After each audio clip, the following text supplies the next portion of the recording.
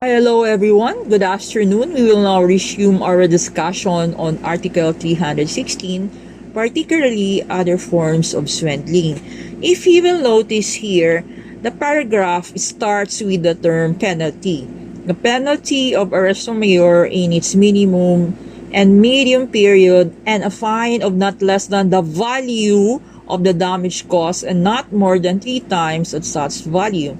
So what does Article 316 like to emphasize? It would like to emphasize that in this particular article, damage is an important element of 316.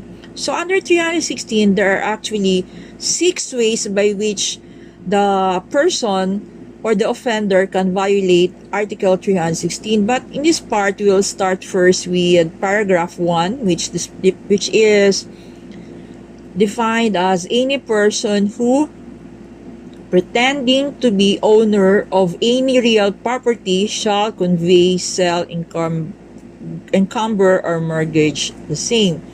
So, by the definition alone, it means that any private citizen or a public officer can be charged under 316.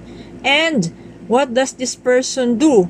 He pretends to be owner of any real property. By pretending to be an owner, it means he is not the owner. He is a pretentious person trying to portray himself as the owner of any real property.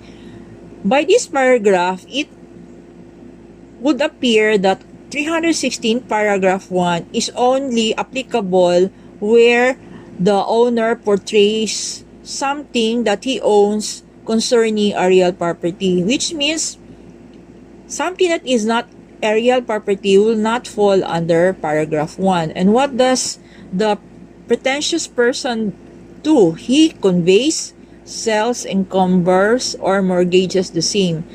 Conveyance, selling, encumbrance, or mortgage of an object are acts exclusive to the owner of the property.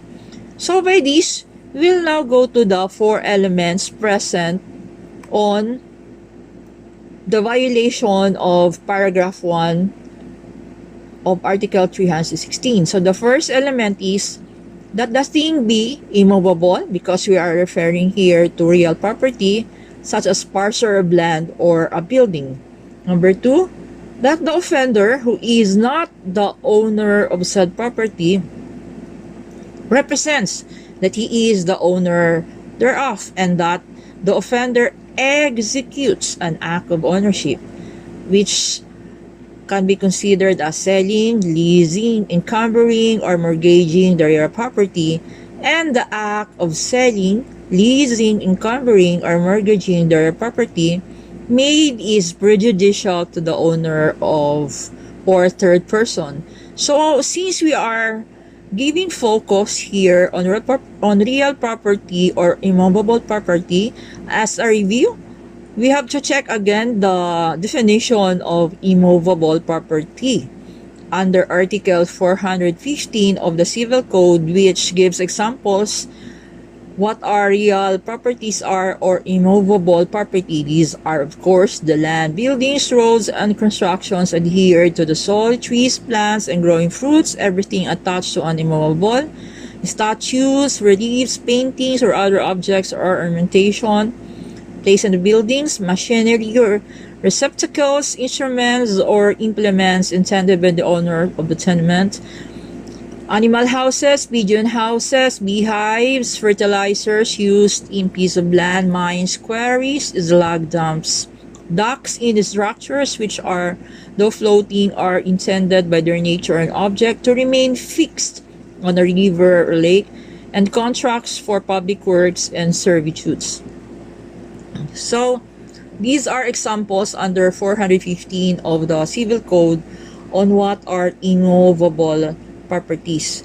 So let us now discuss some examples of how 316 paragraph 1 can be violated. So an example of this is like if A is the owner of the property and then he sells a parcel of his land to B. So by selling, it means there's already a transfer of ownership from A to B. However, A again sells the said property to another person, to C, and he represents himself that he is still the owner thereof. Therefore, there is already here deceit because A is no longer the owner of the property at the time he sells it to C. So, he is liable under 316 of the revised penal code. So, we have to emphasize that under 316, the thing that is disposed here is real property. So what happens if it is not a real property or it is a movable and he performs the same act, selling something that he is not the owner thereof? So in that case, the said person will be liable under 315 of the revised penal code because 316 only refers to real property, whereas 315 refers to the movable property or chattel mortgage. And then we'll proceed. What about buildings? How about if you sell buildings which are not under your ownership? Are you liable under 315 or 316? So here, building now is considered as a real property. By the meaning of building as a real property, it means buildings not merely superimposed on the soil, or that they are real property by incorporation, whether they be erected by the owner of the land or by usufructuary or by lessee. That is already the pronouncement of the Supreme Court under the case of People versus Buen Camino. So how about machines? Are machines considered real property or personal property to be falling under 316? Well, it depends.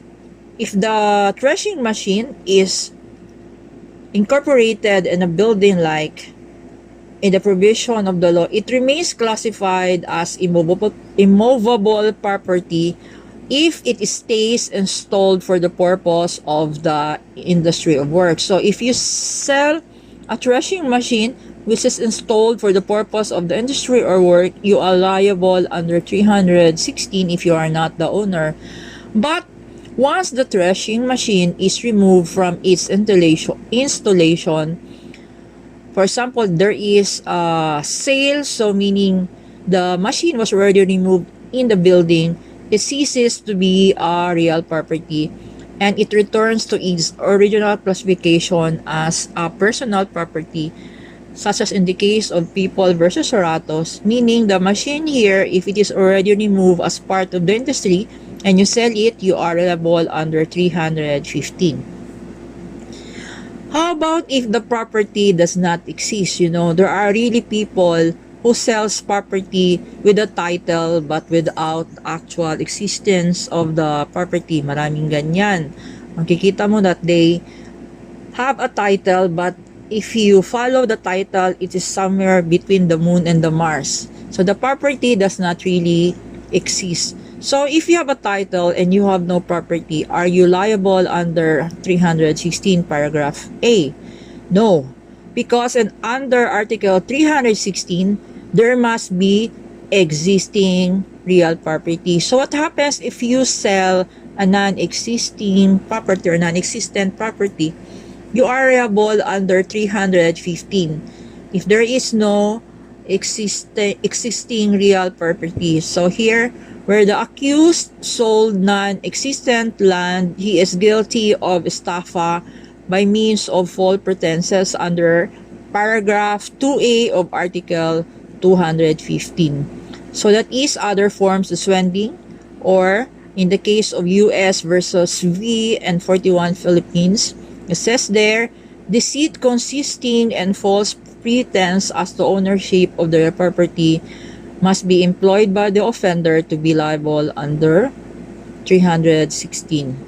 How about if you sold just rights? There are properties which belong to the government and are leased to persons, or they are exercising ownership in the forms of rights. So if you sell a property under rights and then you are not the rightful owner of the rights, are you liable under 316? Paragraph 1. No. And if you put in your agreement there that you are only selling rights of the property, it does not fall under 316 because there is no deceit here. How about if his title to ownership is defective?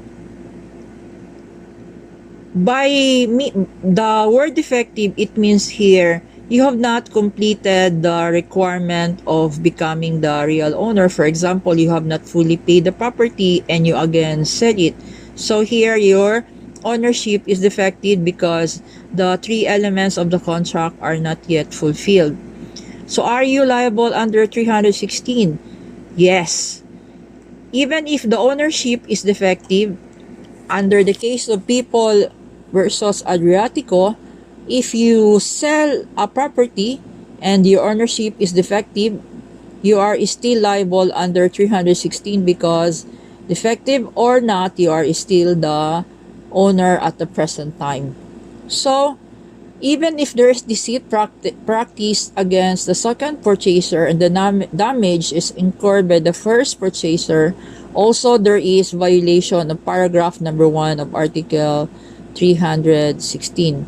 So an example of this is, for example, A sold a piece of land with pacto directo to B, meaning he has the right to repurchase the land, but he did not repurchase it on the particular period. Therefore, if you will not repurchase the land, the ownership will be transferred to the buyer. So what will happen now if you fail to repossess the land? Are you still the owner?